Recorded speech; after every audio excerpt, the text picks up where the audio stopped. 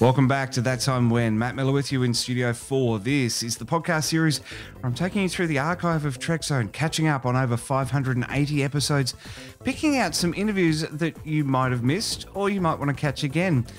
Next couple of weeks, we're going to be doing a Star Trek book theme. First up, Mr. Dayton Ward.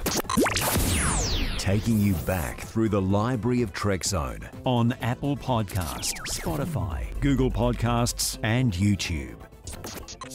That Time When. G'day everyone and welcome to the Trekzone Spotlight. Joining me on Skype audio for today's episode is Mr. Dayton Ward in Kansas. Dayton, thanks so much for your time. Thanks for having me. I appreciate being here. Now, what got you started writing Star Trek novels? Well, I was bitten by another Star Trek novel writer. No, not really. I started. It's not one that we know, is it? Well, no.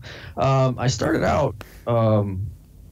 I submitted stories to the very first Strange New Worlds contest way back in 1998, and after winning that contest a number of times to the point where I won them 3 times, so I was no longer eligible to submit because now I'm quote unquote a professional writer. Once the editor at the time, John Ordover, called to let me know they were buying my 3rd story for the 3rd contest, he asked me if I was interested in writing a Star Trek novel for him. And I, being an idiot, said, sure. What's the worst that could happen? I had never written a novel before, so it was so of course I said yes. And I've been doing it ever since. I'm loving the novels that you've put together, but for the audience that may not be aware of you, give us some of your titles. My first novel for Pocket was an original series novel called In the Name of Honor, and it was set during the movie era of Kirk and the Gang. And then over the years, I've bounced around. I've worked on a couple of the spin-off series that Pocket Books created called Star Trek Vanguard, Star Trek Starfleet Corps of Engineers. I've also done a number of original series and Next Generation novels, and of course the new Discovery novel.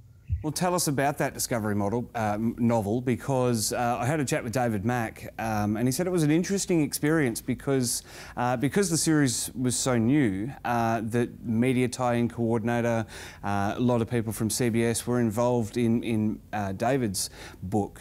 Was that a similar sort of experience for you? Oh, yeah.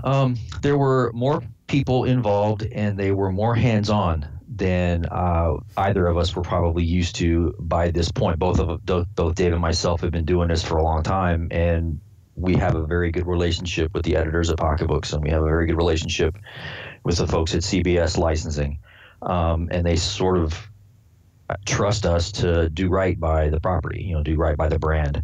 And however, when their new series comes along, everybody gets a little more attentive. And the stakes are pretty high when you're rolling out a new Star Trek television series. So of course there was a lot more attention paid to what the books were doing, and we got to work very closely with members of the writing staff, particularly Kirsten Beyer, she was sort of the go-between between CBS Consumer Products and the authors at Pocket Books.